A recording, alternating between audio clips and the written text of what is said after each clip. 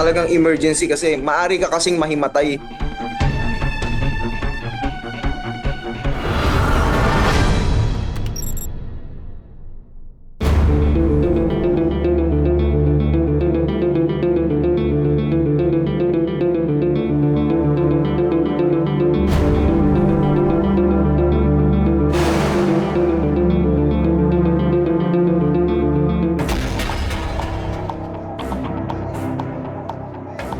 Tiga ka.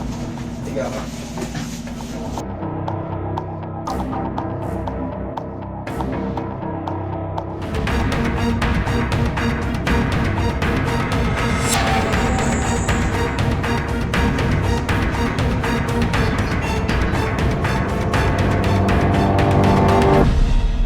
Sarap mo na. Okay? Diba? Ayos. Kailangan lang, sasabihin mo lang sa pasyente na relax ka lang, huwag mong sasara ng pilit yung bunganga mo. Para ka lang sige, higa ka lang, relax mo lang. Para lumambot, may muscle kasi tayo sa jaw yung tinatawag na lateral pterygoid. Yun yung muscle na naiirita kasi overstretch na siya.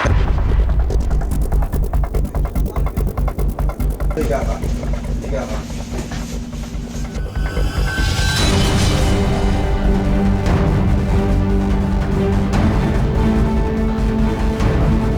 Sinabi niya, siyempre, yes, masaya na siya, okay naman na siya, naisasara niya na.